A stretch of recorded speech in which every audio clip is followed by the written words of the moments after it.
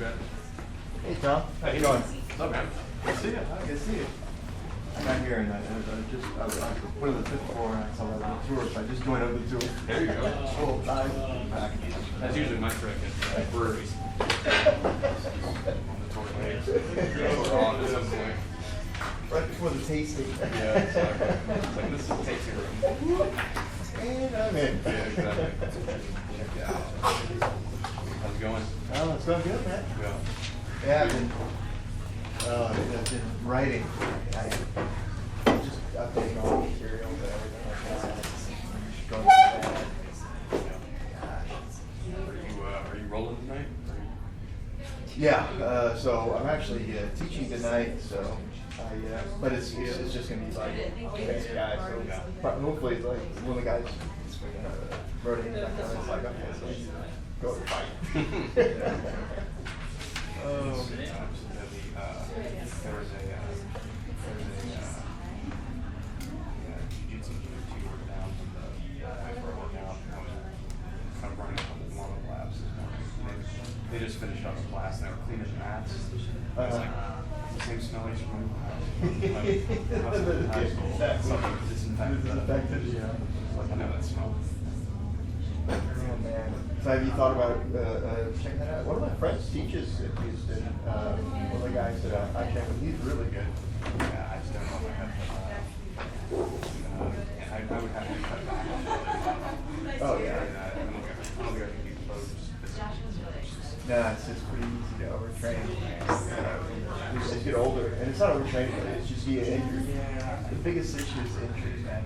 You know, I just think of stuff to realize it's better if you do 65% 4 days a week or 8 weeks straight. That's probably a heck of a lot better than 100% 2 days a week. Acceptable. You never want to be doing your mats, because when you're playing against your mats and stuff, you get injuries, you know? Yeah, well, I picked that up from guys that are better consistent. You know, they, you know, most of them, days off of like, you know, 70% of their Yeah, you got to learn that, and also you got to, you know, one of the big components of that is like setting realistic goals. You know, I was talking with a friend of mine, he's a good cyclist here in Ireland, and he's a martial artist as well. But he has yeah, man, like I'd like to. Talking about getting competitive again. Gee, are there a lot more people coming? Probably good anyway. Yeah. But I said, let's get back to all over again. It's like I'm not going to get back to that level. It's too old. So, man, if I could be competitive at the national level in the U.S. or something like that, that'd be cool.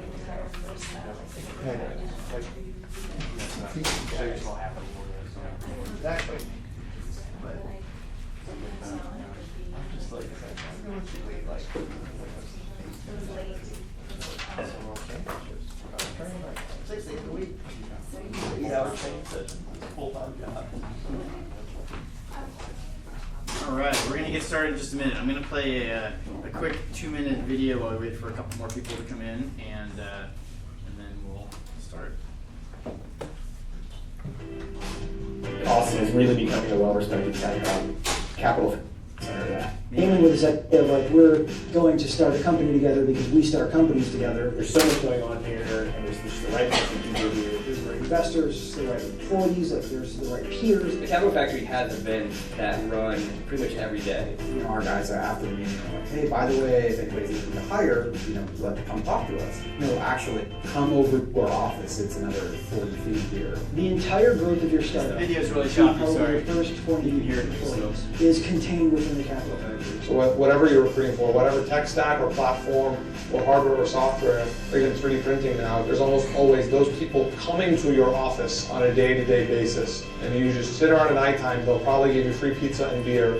And you want to demo your product after the event. Well, you're here at Capital Factory. One of the coolest meetups that I've been to at Capital Factory is the Women at Austin meetup, because I was able to network with other women entrepreneurs working with other people who are in the same spot as you, or were there 6 months ago, or going to be there 6 months from now. It was really cool.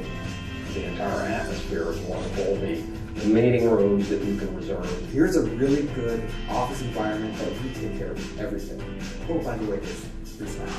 Oh, by the way, there's this managed conference room situation. Well, one of the best resources here at Capital Factory is the office hours. The Capital Factory Mentor Network is now so big, and the number of people in almost every industry vertical are there now, and most of those guys are entrepreneurs themselves. And you meet mentors, you meet other entrepreneurs. Like for us in particular, I met my co-founder here. I met my co-founder up here. There's just a real critical mass down here. Our developers went to one of the development meetups and we met our newest developer, Kyle, there. We hired him. The Capital Factory was with us for 2 years, going from that sort of ambition to the actual reality of having a successful company with like significant amount of money raised and like a high functioning team. You know, technology is just as much about community as anything else. You become part of this national family of people. All right. Hopefully that was somewhat intelligible. Gordon, I think, is Gordon joining us? Did I have JD? It was JD. I think Gordon's gonna be joining us once I get through the presentation part. I'm Josh Baer. This is none of this is secret or anything. We're actually broadcasting this over the internet. That camera streams, so you can tweet or share any of the stuff that you hear here. I'm at Joshua Baer. This whole series we do is ATX Startup Scene, so it's like a different talk every week. The other big one you do is the intro to the Austin Startup Scene, and I always do a shout out and tweet a picture of the group, and it goes to about 25,000 people. So I can tag 10 of you in here if any of you guys have Twitter handles. Anybody want to shout theirs out? Mine's the Big Swarovski. The Big Swarovski. That's Yeah. awesome. Can I spell that? Suarezki. E-K. Thesuarek. The big. Oh, the big. Sorry. Sorry. And then Suarezki.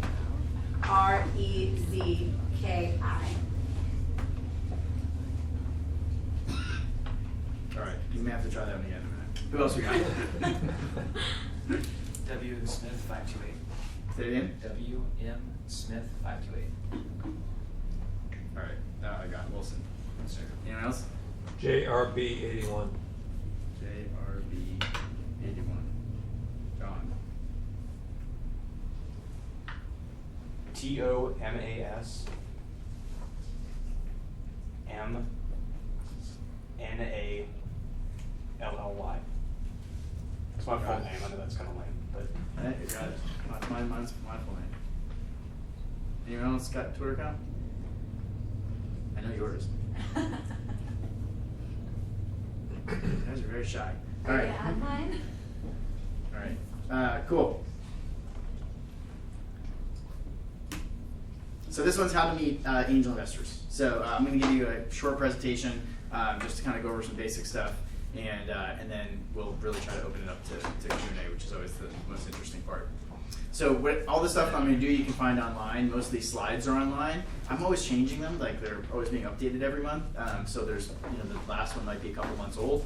But atxstartupscene.com is all the events that we do. Slideshare.net, that account has the slides from a lot of these presentations. And like I said, they all get recorded. And so the videos are all on our YouTube channel, which is Austin Tech Live.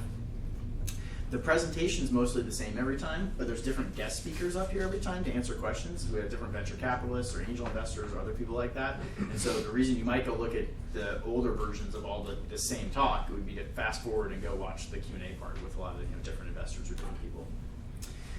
And we try to figure out the best way to do these things in person. There's nothing like being in person and being able to ask questions and talk to people. But there's nothing we're going to do in person that there's probably not a better version of it somewhere on the internet. Like it's like the internet has all this great stuff and all these great speakers and all these great videos. So we try not to cover all the really basic stuff that you can just go find yourself. And here are what I think are some of the better links for finding some of those things online. Paul Graham's post on fundraising is really awesome. The VC economics one is pretty good for helping you understand how the venture capital business works. So when you're pitching them and asking for money, you understand what their business is like.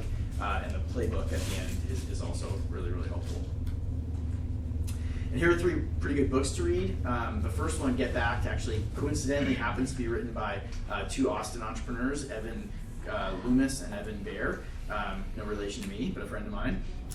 And they released it maybe like a year ago, and it's been doing super well. It's on, I think it's a bestseller. And in particular, what's really good about this book is it really walks you through kind of a very practical approach to how you go pitch your company and how you make your pitch deck and how many investors you need to go talk to and what kind of feedback they're going to give, and a lot of other like just very, very practical approach to going and raising money. Venture Deals is kind of like one of the Bibles of the industry of how venture investing works and how this whole industry works. And that's written by Brad Feld, who's one of the founders of Techstars, and Jason Mendelson, his partner at Foundry Group. So that's a really great book to go read. And then Startup CEO covers a lot of different things, but fundraising is one big part of it. And that's by another great CEO that I know named Matt Blumberg. And that's in the same series of books with Brad Feld's books. So those are 3 different books I'd recommend. So first thing to talk about that you won't find in all the videos online is what's different about fundraising here in Austin versus somewhere else. Most of the videos are going to be about fundraising in Silicon Valley. As interesting it is, most of the things that are actually we think are different about fundraising in Austin really are just different. What's different about fundraising anywhere that's not Silicon Valley, but everywhere that's not Silicon Valley thinks they're different and they're unique. But really, I think you'll hear most of these same things. And one thing is that Austin's really a bootstrap first kind of place. So you're really expected to go do something on your own and prove that you can do something and build something out of nothing before people are going to go throw a lot of money at you. If you've started 5 other companies before and taken them public and done a bunch of other things, then people will probably throw money at you. But otherwise, you probably need to go figure something else out on your own first. And so you have to, and that's part of being an entrepreneur. It's part of what's really hard is being resourceful and figuring out how to, even though you don't have all the stuff you need, get something done and show some progress and some traction that will convince other people to get on board with you. And you're going to need that to get people to join you as a co-founder. You're going to need it to help get traction with employees that you want to hire, and you'll need it for investors. A big kind of outcome of that is Austin's a very revenue-focused town. So like there's some businesses where when you start them, you don't really know how they're going to make money. Facebook, it wasn't really clear when they started Facebook exactly how they were going to make money. They just said advertising. That's a pretty broad statement. In Austin, it's really hard to start a company without a very clear, proven idea of how you're going to go make money. So sometimes that's really obvious. Sometimes you look at a business and like, oh, of course, this is why someone would pay for that or how they pay for it. But a lot of times it's not obvious, and you're going to have to figure that out or validate that. And I think this is not necessarily an Austin thing, but certainly something that comes into play here is there's a lot of favor towards experienced teams. So if you've got a team of people or entrepreneurs that have built other businesses before or have a lot of really great domain expertise in the thing that you're doing, that's going to give a lot of confidence to investors and go really far.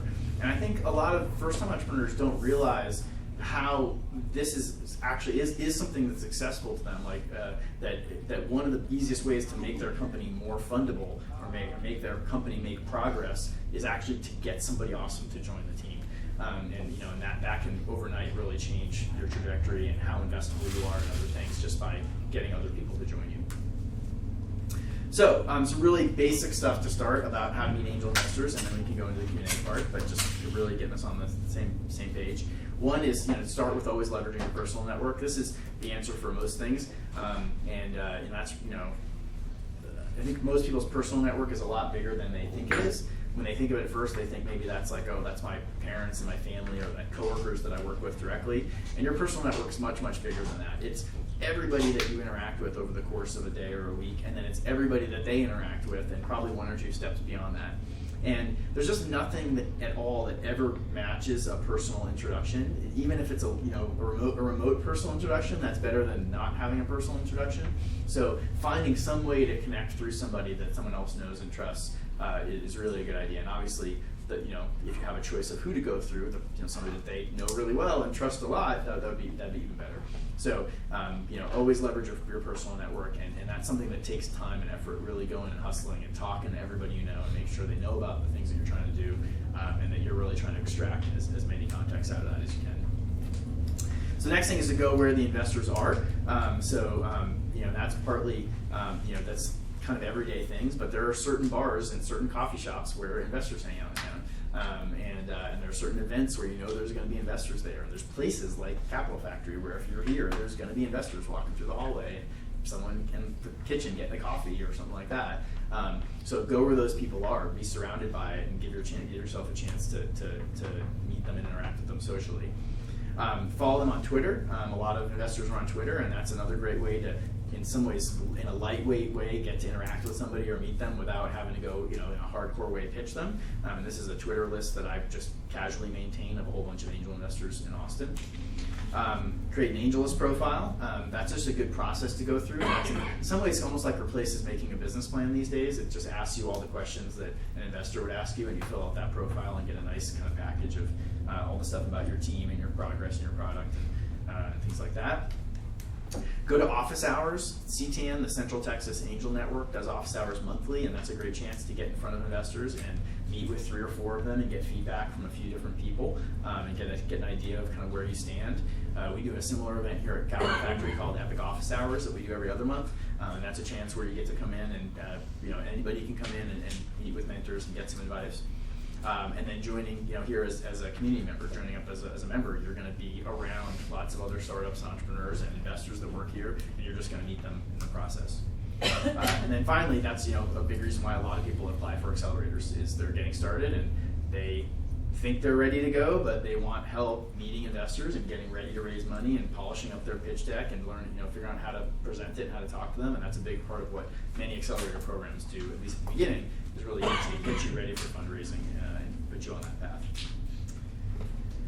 And pitch events and competitions. Actually, I'd say that's probably of all these things, the reason it's last is that's, even though a lot of pitch events are designed to get you in front of investors, I find they're not actually that effective at getting you in front of investors. There's not that many investors at pitch events, but that is another way to get exposure, and I have seen people find investors through there. So step by step, like I said, first do your homework online. You make some kind of a PDF or 1-page or 2-pager. You don't have to write a 50-page business plan, but some kind of overview, and the big things you're focusing on is what the team, product, and progress. So who are you, what are you doing, and what have you actually accomplished? At some point, you're going to find a friendly person, an angel investor, or another entrepreneur that you can go just basically practice on and pitch it to them and try to get some initial feedback and iterate with them a little bit. And through that, kind of hone what you're doing, get it into a real pitch deck at that point, and go start talking to lots of angel investors. And at some point, you're going to talk to lots of different people, and if things go well, someone's eventually going to say yes. And you get your first angel investor, and that's the hardest. It's almost always going to be on a convertible note these days. And then typically after you might have a few investors is usually when you go apply to an accelerator. Then none of these are hard and fast rules. Sometimes you apply to an accelerator without any investors or not. But a lot of times most companies that we see coming in have some investors already. And then through that, if things go well, and every business is different, but most common thing is you're going to raise anywhere from $500,000 to $1.5 million in what we'd call your seed round. And sometimes that'll come all from angel investors. Sometimes it'll be that a VC puts in $250,000 or $500,000 of that, and other angel investors pile on to fill up the rest of it. But you'll raise your first kind of chunk there, and then again, if things go well, then your Series A is typically going to be usually around $5 million raise, and that comes really directly from a main VC. So that's, again, there's no one way to go do this, and that's kind of the average path of companies that are successful, what they're usually going through. So I mentioned office hours. That's a really great chance to meet investors and get feedback, and obviously get a lot of other things, introductions to potential customers or people you might hire or co-founders. When you want to think of that as speed dating, you're going to go meet with a bunch of different people. You're not trying to close them. You're not trying to convince them to invest because you meet with them for 10 minutes or for 30 minutes. You're really trying to see if there's a spark, make a connection. And so you want to impress them. One way to do that is do your homework beforehand. Go figure, you know who you're going to meet with. Go research them a little bit. Know what their background is. Know what kind of things they're interested in. And after you talk with them, if you think you've got some kind of connection, you should be able to tell that a lot from their body language and the questions they ask and things like that. But if they're interested, then your goal is really just to get a follow-up meeting. It's just, is there some opportunity for us to go, to meet another time? So if say they gave you some suggestions of, hey, I think you should try doing this or try doing that, or test this marketing plan or test something else. then you might say, hey, great, I'm going to go do that. Would it be okay after I test that in 2 or 3 weeks if I reach back out to you and maybe we get coffee and we can talk about how it went. And that's a really low commitment, like easy thing to ask them to go do. You're not asking them to marry you on the first date. But if they are shy to do that, or they don't really follow up on doing it, then you can tell they weren't really that interested. So that's an easy litmus test. A couple other quick things just to think about as you're raising money. So I think this was a really helpful chart. I didn't make this up, somebody showed it to me. But this basically helps you figure out a little bit of how you should raise money and what's a fit for your business. Bootstrapping is the idea of starting your business without raising funding, and then obviously venture capital is the other end of that spectrum of going and raising a lot of institutional money. And what this really looks at is asking first, is your business, how scalable is it? How big of a business can it be? And how capital intensive is it? How much money does it take? There's, one of the things that makes tech businesses so popular is they're not very capital intensive, and they're generally very scalable. So it doesn't take a lot of money to build it, and it can become a really big business. So that's why people like to invest in them. And so not very capital intensive, very, very scalable. That would put it up here. If it was, if you're doing something that requires making factories or like buying a lot of inventory or building something, that's going to make it a lot more capital intensive, or if it takes a lot of research. And so the basic theory is, well, if it's not very capital intensive, it doesn't take a lot of money, and it's not that scalable, then you should bootstrap it, because it's going to be very hard to convince an investor to give you a lot of money because it's not that scalable. And you can do it because it doesn't take that much money, so you should figure out a way to do it. And then the other end of that is, well, if it's really scalable, it can be a very big business, and it takes a lot of money, then you pretty much have to raise venture capital, because if it takes a lot of money, most people, that's the only thing you do. You got to go raise a lot of money to go do it. So, but it's worth it. They'll pay for it because it's a very scalable business. Now, if it's not very scalable and it's very capital intensive, then it's probably just not a very good business, right? Because so there aren't that many of those. And then the interesting part comes up here where you ask another question. So if it's very, very, this is like a lot of tech businesses, if it's very, very scalable and it's not very capital intensive, then you ask another question, which is, what are the barriers to entry? How hard is it for somebody else to compete? And if it's strong barriers to entry, it's hard for someone else to compete, then you can still bootstrap it, because you can get started doing it and it doesn't take a lot of money. And if you can get started first, then it's hard for other people to compete, so you might not need a lot of money to go do it. But if there are weak barriers to entry, if it's easy for other people to compete with you, then you probably want to go raise a bunch of money and try to move really, really fast and have a big war chest to compete with other people that might try to go after the same thing. So, not rocket science, but I thought a helpful chart. Here are all the VCs in Austin, all the investment groups. Again, this slide is online. I know most people usually whip out their phone and want to take a picture of it. But it shows all the different kind of institutional investors, professional investors. And as it says at the bottom there, pretty much every few months that I give this presentation, I have to go add somebody to the list, because there's constantly new firms launching in Austin. And this one's broken down by just kind of the different types of stage. So you can see most of these are Series A funds, or they call them Series A here in Austin. But they'll typically make a seed investment, but their goal is to go put in $2 or $3 million in a Series A. And then most of them are focused on tech businesses. There's a few exceptions here, but that's just certainly the most common thing to invest in. And so things that stick out of that, Sante Ventures is focused on biotech, so they're actually doing drug development and medical devices and things like that. True Wealth Ventures is focused on particularly female-led businesses that have a significant female leader on the executive team and are selling into the home. Kabu Ventures by Clayton Christopher. He was the founder of Sweet Leaf Tea and Deep Eddy Vodka. So CPG is consumer packaged goods. And he's focused on those type of businesses, not just tech businesses. And then you can see the partner there. A lot of these firms have multiple partners, but that's one of the top partners for meeting people in those different funds. Do you have a question? I did. On the slide before, the bootstrap versus the VC, generally, what's the barrier of capital intensity where it changes from bootstrap to VC? That's a great question. I think it's something that's changing, pretty dramatically over time. I started my first company about 20 years ago, and it was probably about $5 million back then, and I bet it's about $50,000 now. As far as the amount of money needed to start a company is just dropping dramatically. So I think the definition of capital intensive is kind of changing. But I think, yeah, typically, a bootstrap business, you're going to be able to effectively start for tens of thousands or low hundreds of thousands of dollars, which is the kind of money that not everybody has laying around, but often people can scrounge together one way or another to go kind of make it happen. A lot of ad tech businesses are often really easy to bootstrap, where it's like it's an online, you're part of an online marketplace exchange, and you're taking a piece of the transactions, and they cash flow really well, and you can start them with almost nothing and then scale them really far without raising money. So again, here are all the different firms in town, and like I said, we're in a good position. I think there's certainly there's always a need for more capital. There's always more startups that want to start than people that want to fund them, and all the people that got told no to, they all think there should be more venture capital and more people should write checks. But the trend is definitely good. We're getting more and more firms coming in town, and more money available every few months.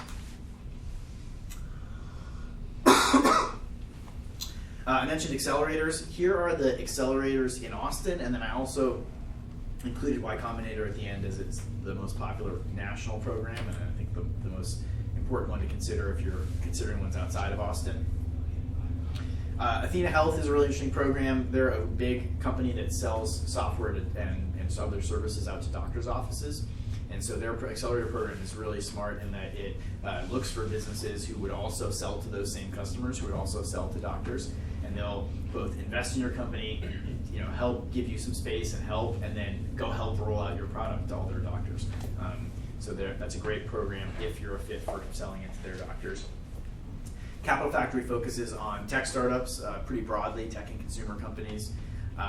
So does TechStars. That's another really good program. They have programs running in many different cities. So they have one running here in Austin, but they also have ones that run in other cities. SKU is focused on CPG. Again, that's consumer packaged goods. So think energy drinks and granola bars and like things where distribution on store shelves is a really key part of that being successful. And they've been very successful at helping those types of companies. Unlimited USA focuses on social impact or social good companies. And then, the thing about these programs is they're very hard to put in a chart like this and compare. They're all very different, and they work different ways. So I'm pretty familiar with all of them. I know companies that have gone through all of them. And this kind of like the funding amount and the equity is really my best estimate of, on average, how it kind of works out. But it's not exact. It could work out slightly differently, with different scenarios. I mentioned CTAN. CTAN is the Central Texas Angel Network. We're really lucky to have them here in Austin. They're actually one of the largest and most active angel groups in the country. They write a lot of checks. They invest in a lot of companies. They don't just do tech companies. They do all kinds of businesses. They have a cycle that runs about every 2 months where you apply and you go through a process to get narrowed down and go through a pitch where 20 companies pitch, 40 companies pitch, and then 10 companies pitch, and then 4 companies pitch to get to the ones that make it to the end. It's a very worthwhile process to go through. Typically, they're going to be a little more conservative than your first angel investors. So they're typically not like the first investor investing. Usually, you get some angel investors, you've got some traction, and then you're going to them as an alternative, maybe to going to your seed round through a VC. And as you think about all those different options, here's one last chart, and this is really just kind of showing the different options you have for raising money. So they say, the starting point is the 3 F's: friends, families, and fools. And then, the kind of top of it is venture capital. And this one says, how much value do they add? What do they give you besides money? And then how much money do they give you? So, friends, hopefully they're very helpful, but in general, they're usually not. So mostly they're giving you a small amount of money, and that's pretty much all they give you. Venture capital, they're going to give you a lot of money and hopefully help with a lot of other things, a lot of other experience and connections, help with recruiting, other things like that. And then kind of somewhere in the middle, you have typical angel investors or accelerators. Accelerators, hopefully going to be a lot of value add. They don't give you a ton of money. An angel network probably can give you a group, pile up more money. They're not so much the value add investors. They're helpful, but that's not a big part of their focus. So that's just kind of an idea of how that plays out. Let's see. A couple last points on just, as you think about fundraising, some common things people ask about. So one's the structure. So like how do I actually take the investment? 95% of the deals we see are what's called a convertible note. So a convertible note is it's just what the type of agreement it is. It technically is actually a loan, not an investment. And the reason that you do that is because it's easy, because it's really easy to do that. And if you're getting started and you don't want to have a lot of legal paperwork or fees, and you don't want to have to answer a lot of hard questions that you probably don't know the answers to yet, a convertible note's a really easy way to do that really fast. And that's why that's what most people do. Percentage of those go in default? 60. I don't know, I'm just making that up, but a lot, more than half. But that has nothing to do with it being a convertible note. That's just 60%. What percent of the companies don't work? And then a very small percentage are what we call equity investments, which is where you actually are issue stock and they're actually buying part of your company. The convertible note eventually becomes an equity investment. It just defers you having to deal with that until later. And like maybe 1% are what's called a safe, which is actually a great mechanism. It's just fairly new still, and so people aren't that comfortable with it. But convertible notes is really was a little bit of like a tool that was meant for something else, and then it was adopted to be used for this purpose. And so it really was meant for a different scenario, and people use it for these first investments because it's easy. And it's pretty good. It works, most people use it. It works generally pretty fine. But because it wasn't really meant for that, the folks at Y Combinator actually came up with the safe note, which was really just trying to design it from the beginning to be exactly what this is for. And so I think it has some advantages, but what you're going to find with all of these things is that investors don't like things to be weird. Like they have enough time trying to believe in your business. They don't want to have to understand why your financing is funny or different. So when you think about where you want to get creative, you want to get creative with your product, you want to get creative with your marketing, you want to get creative with your company culture. You do not want to get creative with your financing. You want that to be totally boring and like standard. And when they look at it, they're just going to look at it and be like, oh yeah, that's just like everything else. Check. And so that's the reason you go with the convertible note, is because it's the easiest way to be boring and to be like, yep, that's just like everything else. Do you need any type of like legal advice to secure those types of documents? Yes, all these things require that usually legal comes on counsel. the angel side or the entrepreneur side? In any transaction, you want to have your own lawyer, okay. So you don't want to just use their lawyer. Now, the nice thing about this is most of these things are fairly standardized now, where you can almost just go download it off the internet. Yeah, the safe is like almost. The safe is like that. There are convertible notes like that are where you can just like we use one here. Like everybody, Capital Factory uses the same convertible note. Like we just give it to them, and it's like boom. Now you still need a lawyer. You may only need them for an hour, but like you still should talk through it with a lawyer. But yeah, they're fairly simple and standardized. Gotcha. And then one last point. All these things will be priced. And what priced by means is you'll have a valuation. There's some confusion where some people think that part of doing a convertible note is not having to pick a valuation. You end up still picking a valuation. They call it a cap on the note, and almost every note today has a cap.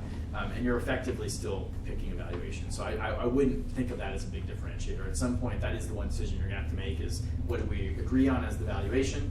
I'll talk about that a bit more in a second. Did you have a question? I did. I was just wondering if you guys provided a service of lawyers that you would refer to a founder or lawyers that you work with that you just let members have access to. Yeah, we keep them locked in the closet. They're part of the room. We do have a big network of lawyers. There are lawyers that are mentors here, and we've all worked with many different lawyers.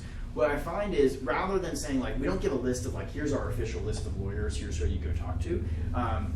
What we do is we have the mentor network, and there's 150 mentors, and all of them are entrepreneurs, and all of them have worked with lawyers, and everybody has different opinions. It's not even like there's one good lawyer, and by different people's standards, some people think he's a good lawyer, and some people think he might not be a good lawyer, right? And so part of it is you through this is trying to get you matched up with mentors, like people that have that you're connected to. And then they're going to make those recommendations for you. They're going to say, well, here's the one I've really worked with that I really like. And someone else might have a different one. And you might like that mentor and not that mentor, and you might like their advice. And then similarly, that's something where the community also supports each other. So there's like we have forums and Slack channels and things like that, and that's a very common thing where every couple of weeks somebody posts, "Hey, I'm looking for a lawyer. Do you have any recommendations?" And then everybody piles on with their suggestions of other types of lawyers and things like that. But kind of back to my other thing about the best way to meet people is always through personal introductions. The best way is going to be through you hopefully finding 1 or 2 people or 3 or 4 people that you trust that have a little more experience than you, and you kind of piggyback on them. And you're like, "Hey, who did you use for this? Like, can I meet them?" Right? That kind of thing. Okay, only a couple more things here, and then I'm going to have Gordon come up. So valuation, I was just getting this a second ago. I said all rounds will be priced. So yeah, you're gonna have to figure out a value for your company. It's all kind of ridiculous because your company is not actually worth anything. Like most of the time, like it's really just it's just an idea or it's a bunch of code. And you don't really have any customers, but you have to be worth something to make this whole thing work. You do have to have an investment. So the average valuation in Austin is $3 million. $3 million is we have a team. It's a fairly complete team, like the right 3 or 4 people to go do this, and we built something, like we actually have something done and it's useful and it works and I can show it to you, and there are some people using it to do something useful, and like that's probably worth about $3 million. Not because like we can explain any reason why it's worth $3 million, other than like otherwise it's really hard to make the whole investment math work out. So that's where it kind of starts. And I say here it's double in Silicon Valley. It's generally pretty true. Valuations are generally just higher in Silicon Valley, and that's a whole that could be like a whole hour conversation about valuations and whether that's good or bad or other things like that. There are trade-offs to it, like a lot of things. Like it's not a game of just make my valuation as high as I can, as fast as I can. That can get you in a lot of trouble. I mentioned before on the note, the cap is the valuation. You're going to get a higher valuation because you have a track record. So if I were to go start another company tomorrow, I will get a higher valuation than a first-time entrepreneur who doesn't, because I know a lot of people and they know me and I've built a couple companies before. So I'll be able, just based on that, be able to demand double or more of the valuation. Brett Hurt just started a new company, Data.World. I bet you, I know, I won't say the numbers, I know the details, but I promise you he got much better than an $8 million valuation because he started a whole bunch of companies that have gone public and everybody wants to invest in that company. But that's one thing that's going to make it go up. You'll also get a higher valuation just because it takes a lot of money. And that's one of those things that's kind of hard to understand at the beginning, but like if you're going to go do something that requires building a factory that's going to cost $10 million, then you can't have a $3 million valuation because like you have to still own some part of the company after the investors invest. So you might get a $20, $30 million valuation, which doesn't really make any sense, but that's just what it takes. As you think about this and you're talking to investors, if you're arguing about the evaluation, if that's the conversation you're having, it's too high. Because there is no value justification for it anyway. It's kind of all BS anyway. So you want to be getting them all excited about your business and what you're doing, and then honestly, the valuation should be like, oh great, I'm in. And if it's not, that's part of your feedback that it's probably too high. And I've said this before. I'll briefly address it. Bigger is not always better. The goal is to have a really big valuation at the end when you sell the company. That's how everybody makes a lot of money. The higher you drive your valuation early, the fewer options you have. And so, there's no. This is not black and white. There's some kind of a middle ground somewhere. But so it's not like you want your valuation to be super super low. But if you have a really high valuation, then the expectations are now very high for your next round of funding. You have to be worth a lot more than that valuation because you always want to raise your valuation to go up every time you raise money. And if you, for some reason, something unexpected happens, you don't quite hit that milestone, or you don't quite hit that number. If you had a lower valuation, you can still make everything work out and keep the company growing and do okay. And if you are in a bad spot, then you have what's called a down round, which is where you have to basically raise money at a lower valuation than you did the previous time before, and that is never fun. That is everybody's pissed off when that happens. I think one of the last slides. So timing, it usually takes 6 to 12 months to raise your first couple $100,000, whatever you want to call that seed round. Really fast is 2 or 3 months. If you already knew the investors and there were only 2 or 3 of them, you could maybe, and you use standard docs, it could maybe happen a month, but I never see that happen. So just let that sink in, because everybody I meet comes in and thinks they're going to raise money in a month or 2, and that just doesn't happen. So if you come in and you're like, I got a month or 2, of cash left, and I need to raise money, you're not in a very good spot because it's probably going to take 6 months. Maybe you raise a little bit of money, and that gives you some more time, but it takes a while. and it often drags out over a much longer period of time. So just keep that in mind. No comes before yes. You'll hear a lot of no's before you hear yes. So be ready for that. You have to be ready to hear no over and over again. Get used to hearing no. And the easiest way to impress angel investors, this is going to sound so obvious, is to just say you're going to do something and then do it.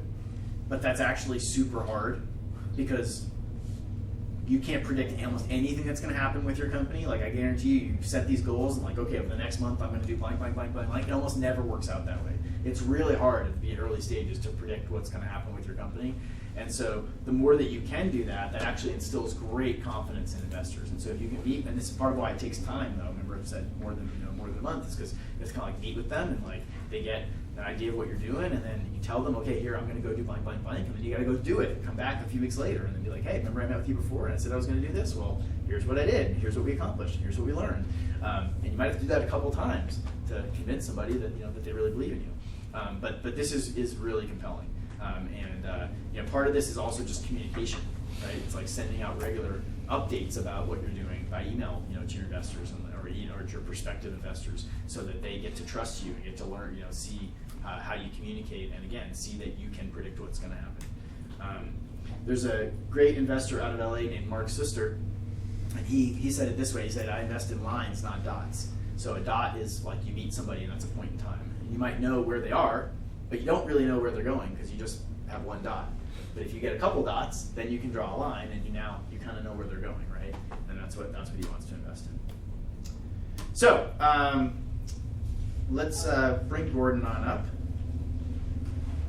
Gordon Daugherty is one of the directors here at Capital Factory. That's with me as well, and he has been an executive at a bunch of companies.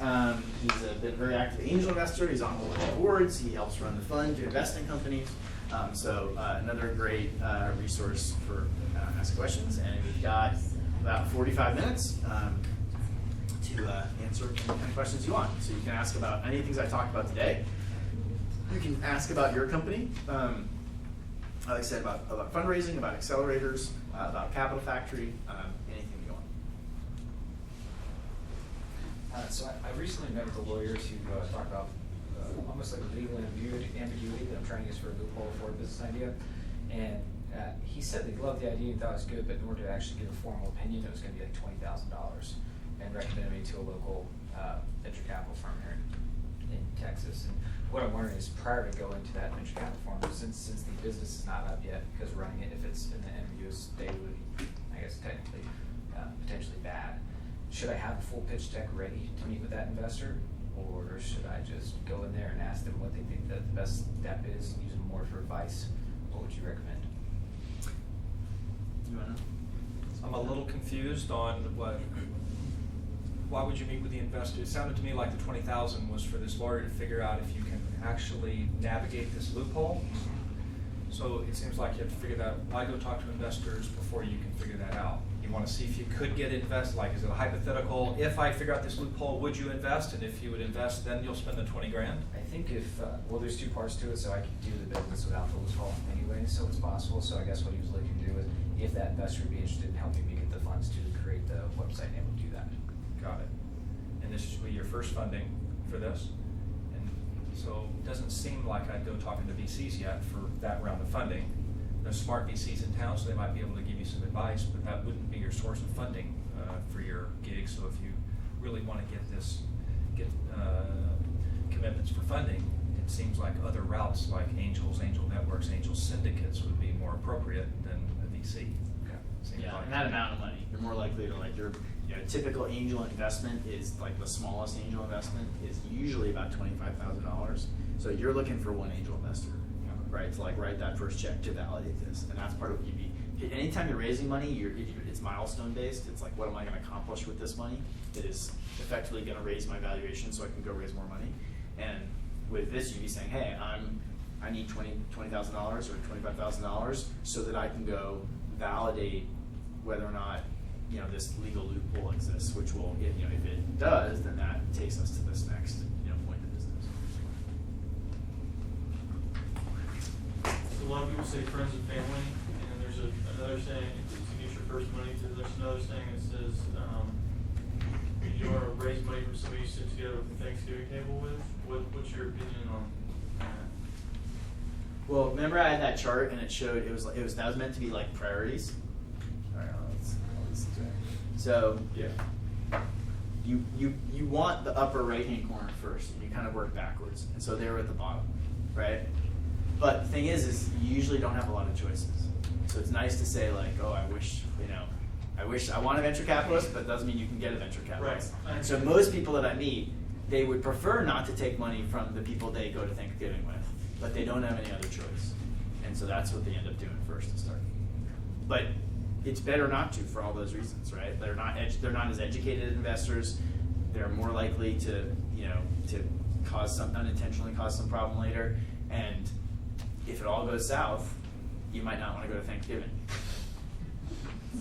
And that's my main advice is, and I use this theoretical Aunt Sally as my proxy, but if you're going to raise money from Aunt Sally, first off, she has to be an accredited investor. Don't ruin things by raising money from a knowingly non-accredited investor, even though they self-certify it. Because when the VC sees Aunt Sally on your cap table and figures out it's your aunt, they're going to really And an accredited investor really just means you guys just have to have a certain net worth or income. So there's an easy test. And then I say, if Aunt Sally meets the test, I still want you to say, Aunt Sally, I love you dearly, and I spent every summer, with you and my cousins for blah, blah, blah. You're probably going to lose all this money. And I know you want to support me in this venture, and your $25,000 means a lot, but I just need you to know that in this world, usually that money doesn't come back. And if you still want to give it to me, great, I'm going to do everything I can. So, because then you can sit, if you lose it all, and she's an accredited investor, and you did the best you could, you put all the cards on the table. I think it's like when it's just kind of doing a favor and they don't have that conversation about the super high risk, it makes it really uncomfortable at Thanksgiving. Yeah, and then on the flip side of that, we give advice to first-time angel investors. We say, hey, when you write a check, you're burning the money. Mm-hmm. Don't write that check if you need it to come back, because you can't control when or how it comes back, and so you better be ready to just let it go. I was telling him earlier that I just got back from Spain. We started a company about 6 months ago there. It ended up shutting down, but I was just wondering, are there any insights that you have between U.S. capital and Euro capital? There's a chance that I might go back there and continue to look for some, but do you have any insights into that? I hope it wasn't, don't do it in British pounds. Not much. I've raised money in Europe, but it was a private placement. We were at a different phase. It was a $10 million pipe, so we were a public company, so it's a whole different deal. I don't know much about the early stage investing scene and criteria in Europe. Yeah, I mean, in general, I think what you're going to find is it's less mature and less sophisticated, which means you're going to get worse terms. Right. So they're going to be more. They're generally going to demand. Lower valuations will be low. Even will be lower. They will demand more onerous kind of terms on the money and things. They're much more conservative. Yeah, generally that's. I could say something. I mean, Europeans. I'm European. I'm from Spain, by the way. There you go. But yeah, it has to do a lot with cultural issues and the ecosystem and entrepreneurial attitude in the United States is a little different than Europe in general. Yeah. So everybody here, at some point in his life, wants to open his own business. The average European citizen is happy to work and leave at 5, go for a drink, and enjoy life. It's it's a cultural issue. So that's probably why it's less mature. And you're gonna be, there's moving things in Barcelona right now, especially Barcelona with Barcelona Tech Active and all that. And you're gonna find people interested, and there are a few venture capitalists right now and angel investors, interesting ones. But there are some. There's a list of interesting ones, but it's going to take a while. Other questions? Yeah, so before you meet your first angel, is there and I remember one of the slides being kind of you're talking about traction. A lot of startup companies is all about traction. Is there some sort of metric we should look for? I also saw the slide on revenue. Is there and I know it's probably a number as a function of time. So with in 1 month we get X number of users or N number of revenue? Is there such a function? It's not really. It's kind of like, it's almost like you're not, like things drag out and the past doesn't matter until you actually start making money, and then the clock starts. So it's because lots of times it takes a long time before you start making money. And every business is different. Like the type of business you're in matters, and different investors look for different things. Yeah. But I'd say the threshold for angel investors, where at least it starts to be, it matters, is tens of thousands of dollars a month. Like 10,000 is kind of like a pretty big milestone. Okay. And I think for VCs, they're typically looking for more like 100, 50 to 100,000. Okay. Where it's like, it's like either 100 or 50 that's clearly about to, on its way to 100 fast. And then at that point where you're approaching, $1 million a year in revenue is where you're then going to go get a valuation of $8 or $10 million, which is that next step up. Okay. But it is very focused on, like, I guess, revenue based, not so much as traction based, or just function of everything, I guess. That just really depends on your business. I mean, most businesses in the end, traction needs to translate to revenue. Right, of course. In the end, right? And the more of a disconnect there is between that, the harder it's going to be in Austin. Versus, it's not easy anywhere, but that's if there's a large disconnect, that's something in particular Silicon Valley is better at, is investing in businesses that we don't know how it's going to make money. Okay. Oh, I just got some questions about your accelerator program. I remember that slide where it was like the 8th step. So all those before when you meet with the mentors and you get, I guess you got to monitor your progress and stuff like that. How many people would you say apply out to the accelerator program without going through the first 7 steps? And I heard in the tour you guys take about 1% acceptance, right? So like what percentage? A lot of people who apply to there's a lot of people apply to the accelerator who we've never met before. 2/3 of them. So they already have like some prototype MVP already. Got some people using it. Yeah, most of the time when they're applying to the accelerator, they've got some product and somebody using it. They've got some kind of traction. People certainly apply that haven't, but that's what we're focused on. If you have not launched yet, we're almost always going to say, hey, this looks really interesting. Come back to us after you launch. What do you see as like realistic growth? And I know there's going to be caveats to it of the industry and everything, but for the different stages of funding, you have like if you're saying seeds at 500,000, then you go to Series A. What size companies are you seeing specifically? Maybe software, so you have a specific place to sort of throw that dart, but Size of company or size growth of of employees, number of employees at companies. To raise like a Series A? So at the different stages, how many employees and what's the See, growth? it's all over the place, and because there's a big continuum. But I think Josh mentioned the sweet spot kind of for a Series A in this town would be $60,000, $80,000, $100,000 in recurring revenue, and at $60K to $100K of recurring revenue, you probably have a monthly recurring. You'd have 12 to 25 employees or something like that. You might have 30. It depends on how profitable, but that's kind of the size of your company. Sort of the ballpark for it. Okay, great. 100K MRR is a good sweet spot. I mean, if you're 100K MRR, it is kind of a magic tipping point because it exceeds $1 million annual recurring, and I just think that's where you get an interesting inflection point in the valuation. You'll be arguing about fewer things. At that point, you've had to figure out a little bit of scalability. You've had to figure out a little bit more on the support model. There's things at 100K MRR that enter into the equation. And just as a management team, managing a team of 30 is fairly different than a dozen.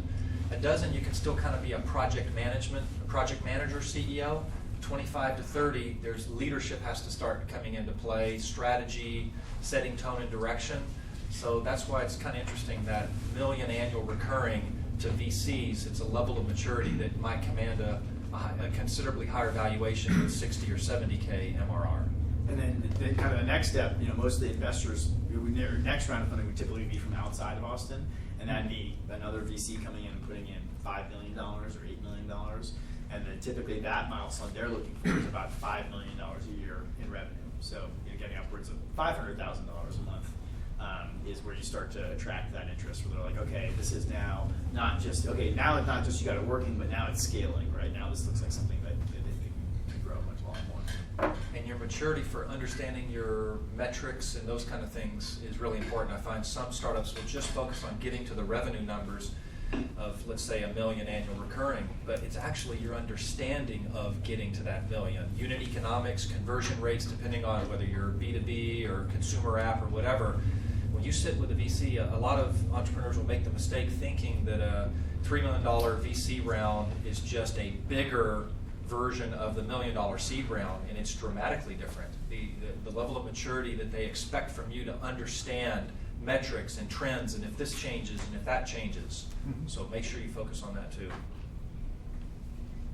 So the chart that kind of compared scalability versus the capital required, you said if there's low barrier to entry that you actually require typically outside investments. In that case, if there's low barrier to entry, is there any risk of you going to VCs and just taking that idea and running with it separately? I don't usually worry about that. They see millions of ideas. I mean, you talk about a VC, I don't really know what they would do with it. I mean, you think you're worried they go pull together a team or something? I have no idea. Yeah, I generally don't worry about it.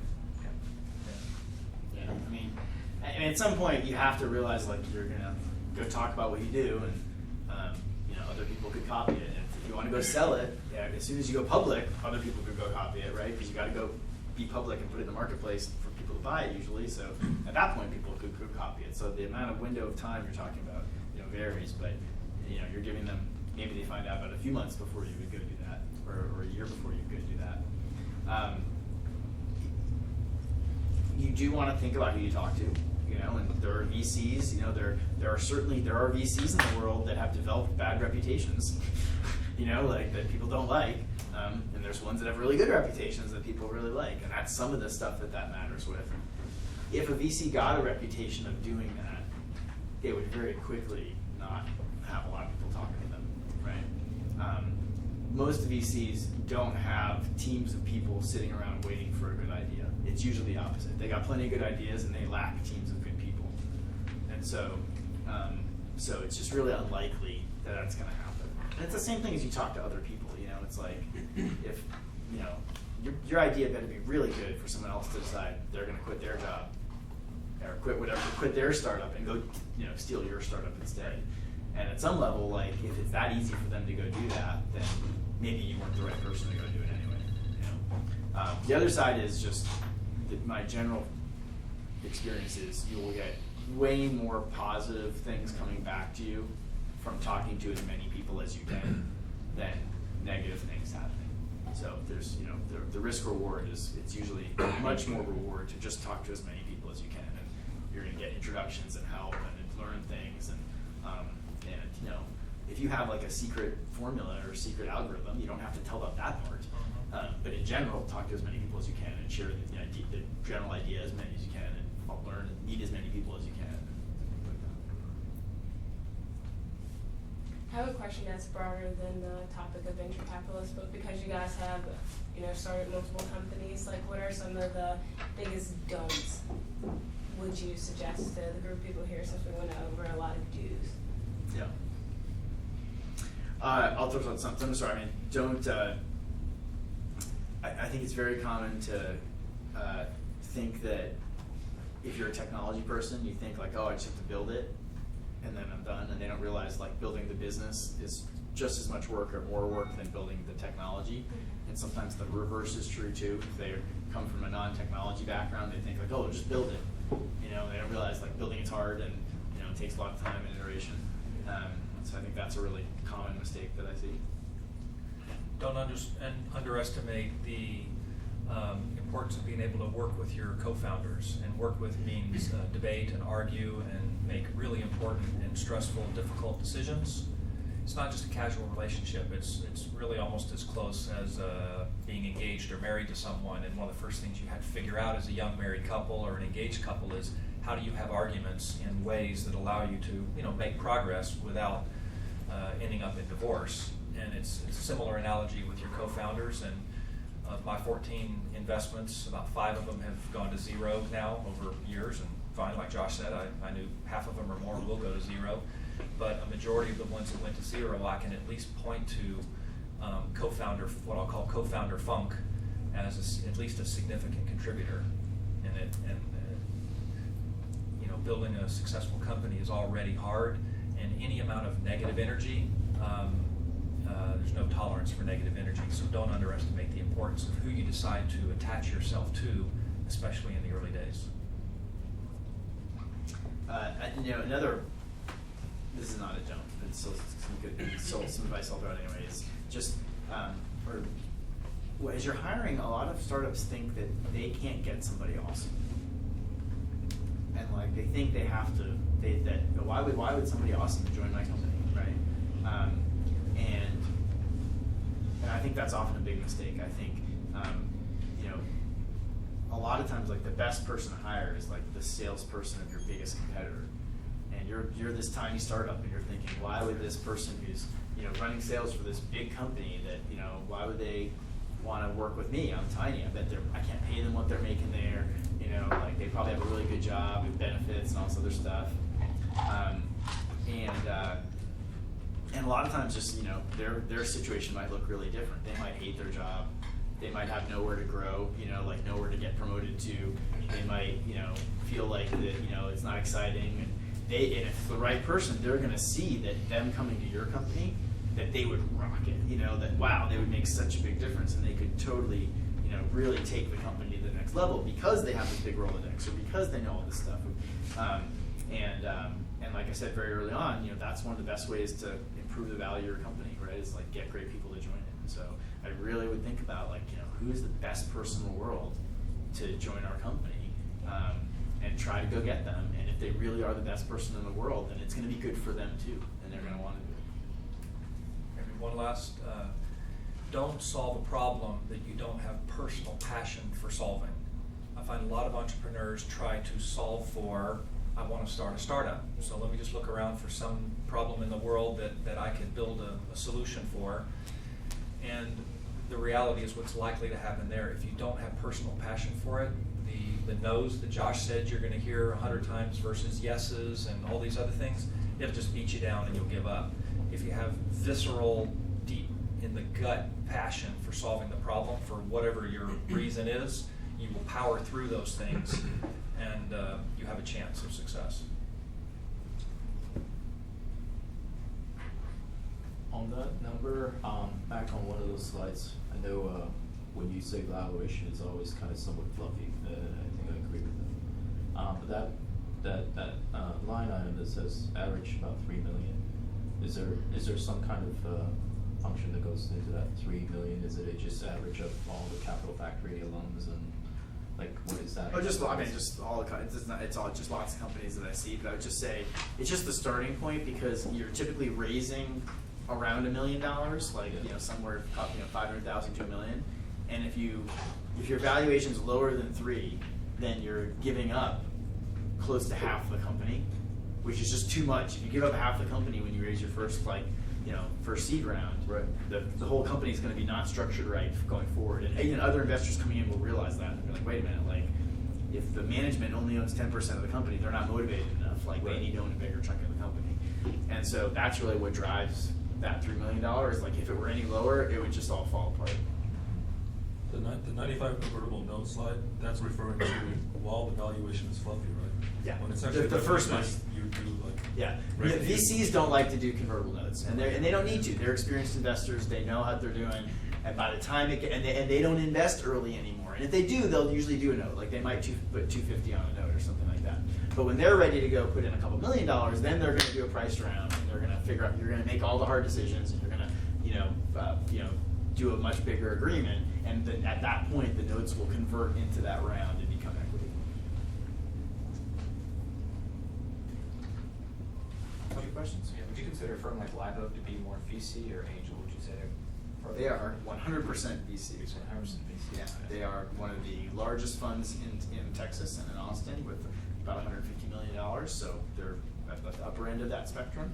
And really, for me, being a VC is you're a professional investor with other people's money, and that's exactly them. That's their job, is to go invest, and they raised money from a whole bunch of other people. And that was kind of on that list of all the VCs. I mean, pretty much everybody on there was investing other people's money, different amounts, but and Live Oak's one of the larger ones on that list. Sorry, I think there was one.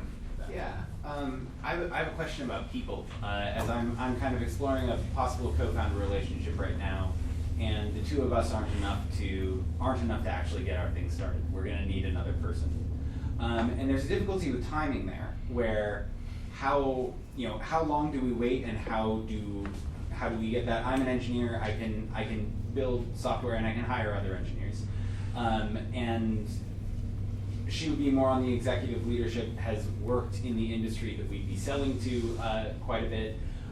We probably need a support person. And I was wondering if there was any, if there was any advice of, do you go to angels before you have that person if you can bootstrap a product? I don't even see. It seems like you've got what you need. Why is the support person like this an essential co-founder? That does not sound like can't you just do maybe the it's not, support? and that's my other question is how do you make the decision to hire rather than bring in a co-founder for that? I think it's because we would start with a number of probably like very high value clients who need to be supported well. And hopefully, I think to me there's two things on the co-founder. One is do you call them a co-founder, and that's just a title. It doesn't actually mean anything. And I would encourage you to call everybody a co-founder because it doesn't cost you anything. You want them to feel like co-founders. Anybody joining the company in the first year or two, me is you're a co-founder. Go for it, right? I want everyone to feel like a co-founder. Now, when you get into what really matters with being a co-founder is it's going to be what ownership of the company do they get, because co-founder ownership looks very, very different than employee ownership. And typically, you're going to make other sacrifices, like you might take no or reduce salary for a longer period of time, or other things like that. But the biggest real decision you're making is, where does the shit hit the fan?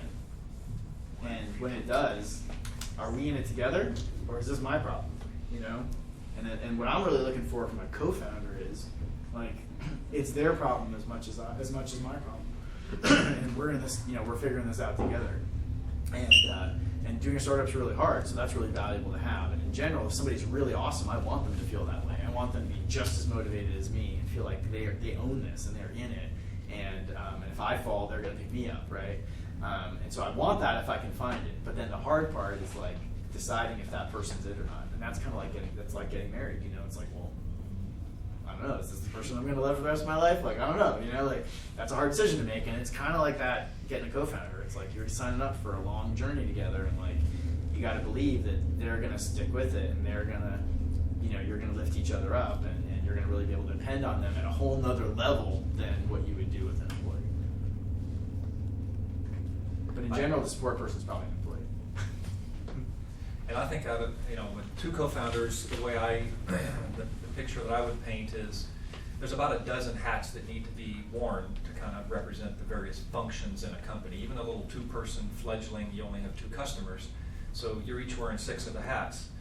And I find that you might predict which next person you need to hire so that you can give 2 of your hats and she can give 2 of her hats, and now you've kind of distributed. But I bet you 50% of the time you're wrong. You think it's this because what's going to break first or whatever.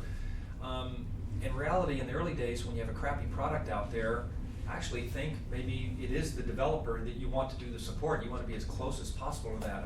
What value does this person that's taking the support calls, and then what are they going to do? Submit a support ticket to you? You're sitting right next to them, right? So it may or may not be the right one. So it's really which is the best hat or hats for you to take off first to put onto somebody so that, and it might be because you're terrible at these things and you're actually impeding the progress of the company. So you've got to take these hats off because you're terrible at that and your co-founder can't do it.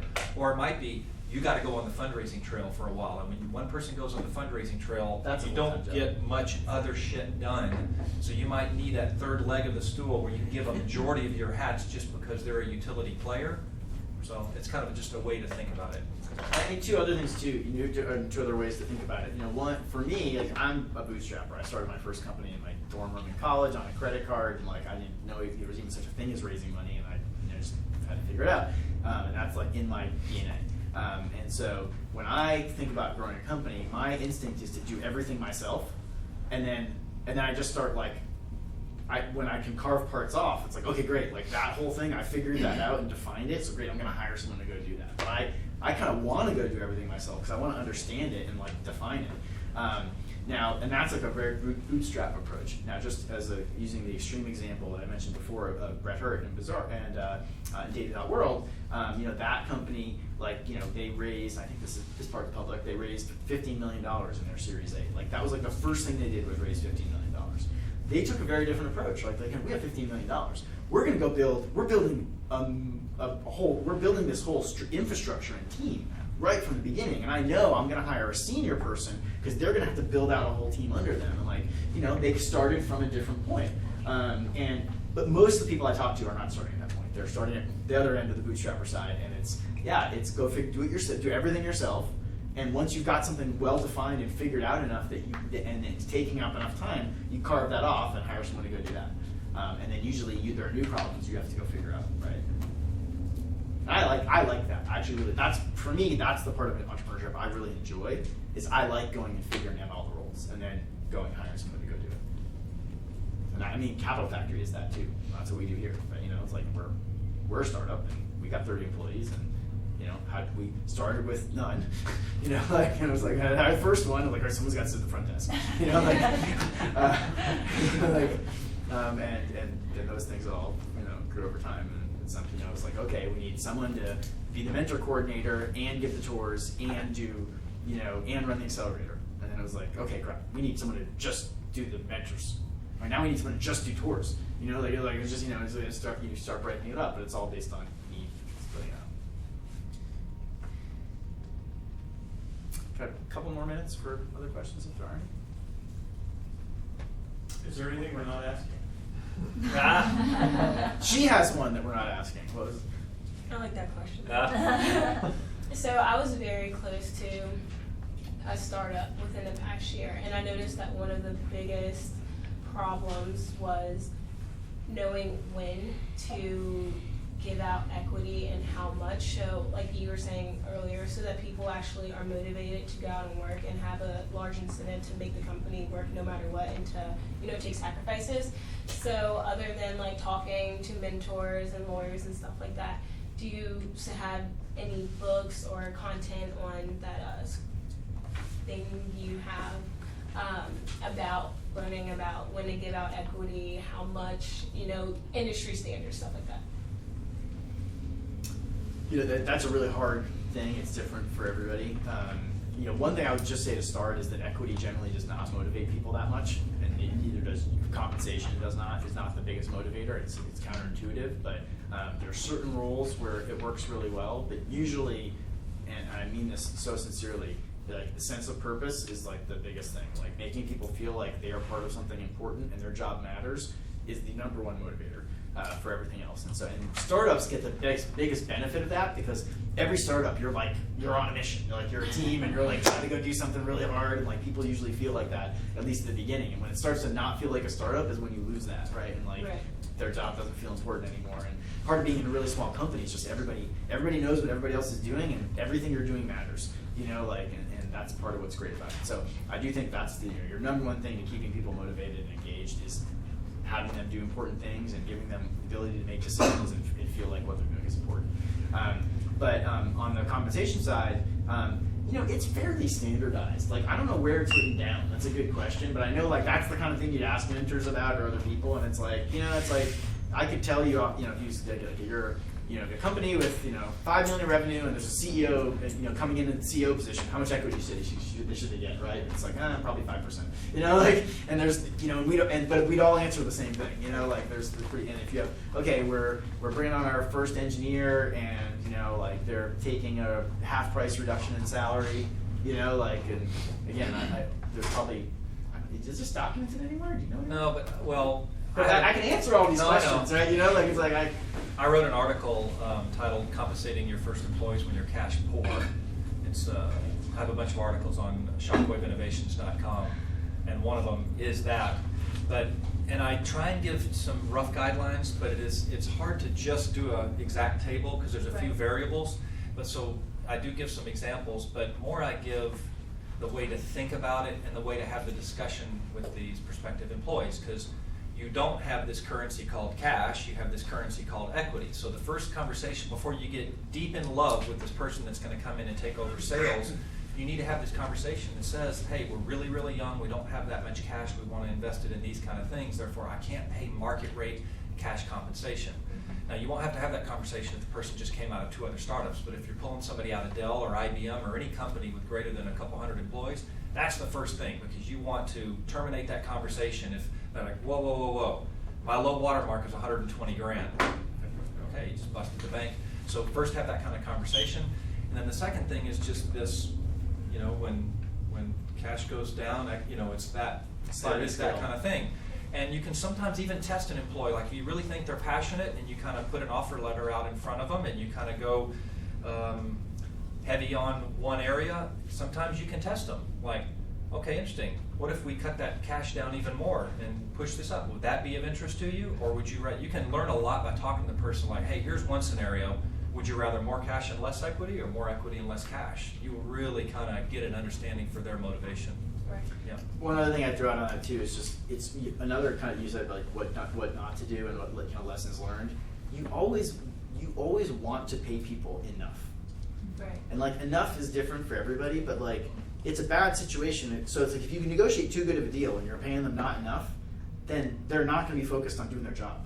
You know, like they're going to be focused on figuring out some other way to make some more money, you know, or do something else. And so that's, you know, that's an art, not a science. But it is this thing of like, you know, you can negotiate too far, and that's with vendors you work with. Like that's usually like when if somebody's giving you something for free. Like I want to pay for stuff because I usually don't like the stuff I get for free. You know, like so you know you want to make sure that the value's there and that you're not putting them in a position where they're not able to focus on their job because they're so tight on money. Right. In your article, did you use a tool of maybe a restricted stock agreement? I just talk about equity percentage in general. Okay. And usually, I mean, it is common that co-founders, like what Josh is talking, the first kind of employees before you get to revenue, commonly would be allowed to do a restricted stock purchase and file an 83B election with the IRS. So they're early exercising their stock, and there's a little bit of favorable tax treatment when the purchase price is, you know, a fraction of a penny.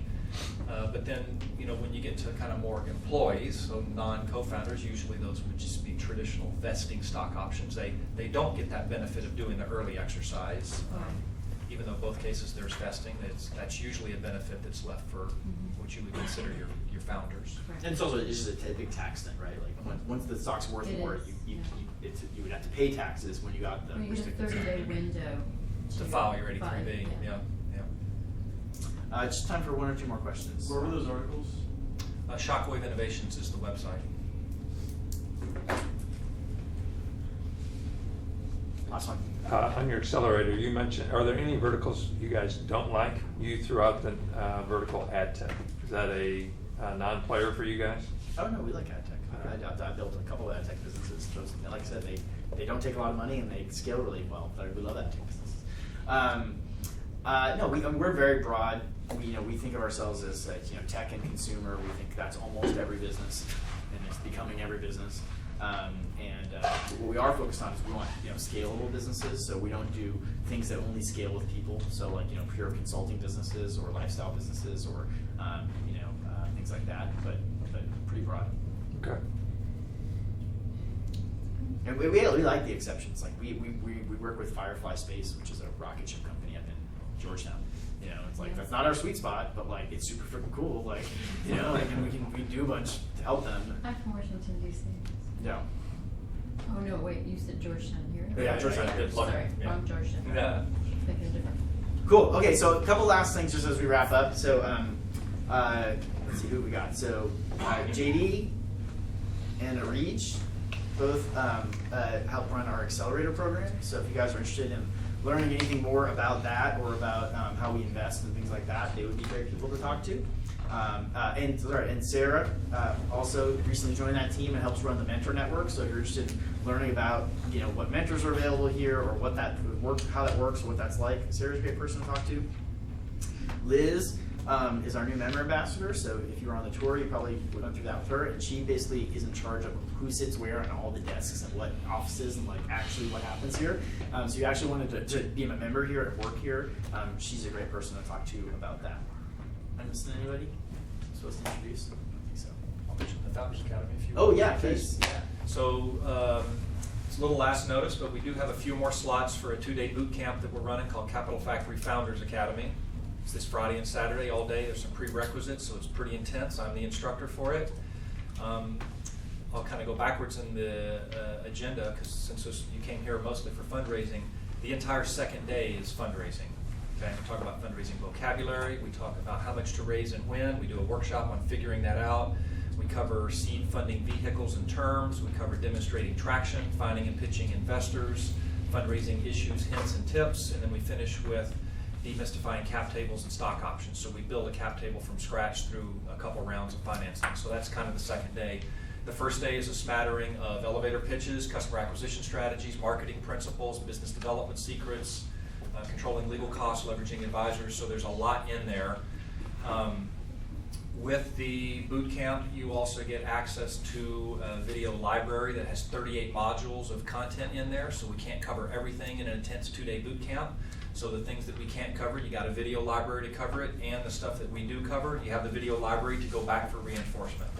So it's a lot of fun. I think we've got a few more slots. If you're interested, the Eventbrite is up. The short link is bit.ly, so it's a bit.ly link, bit.ly/Founders Academy with a capital F and a capital A. bit.ly/Founders Academy, capital F, capital A. Okay? Friday to Saturday. I'll let you guys have it. This is the new format that we're running, so we'll see based on demand. This might be something that we run a few times a year. So, yeah. And you actually, you get 2 full days with Gordon, which is pretty awesome. And Gordon's, again, he's one of the ones that runs our fund and the accelerator program here. He's one of the most valuable mentors that people really, engage with and get a lot of feedback from. And it's, it's not a super huge group, so it's a pretty awesome opportunity. And I will be there for part of it on Friday as well. So it's the 2 of us doing it. Okay. And if you Awesome. can't make it, mention that to some of your colleagues that might be able to might be interested in it. Great. Well, thanks so much. Thanks for coming.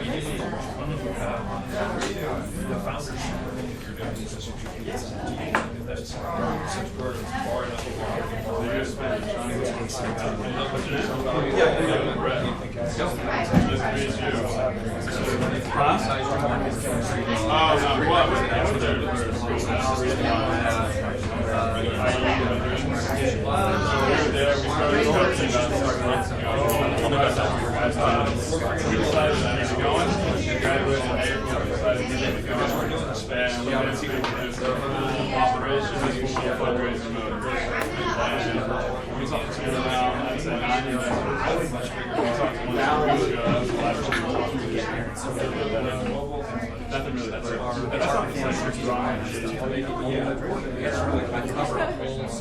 only the booth. Yeah, that's where we were based out of. So we never really had any contact with none of our mentors, like the woman that we had in Rosie. She was really well connected and tried her best to get us in touch with people. I think the biggest one that we talked to was we talked to a big VC firm there. Yeah, we talked to some of the investors. We talked to twice. My guess is well, it's probably a lot of I come back here for one, there's me and 2 Indian guys. So you look at American 2 Indians trying to start our Spanish is lower intermediate. They see first-time entrepreneurs.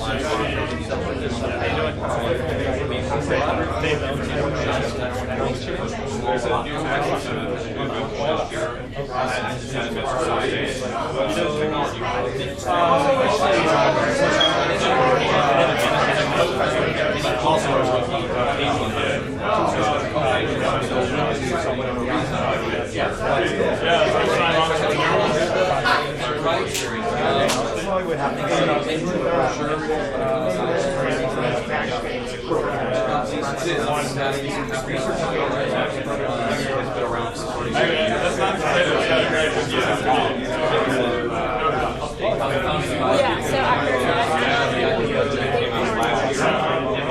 What do you do in this? Just a company called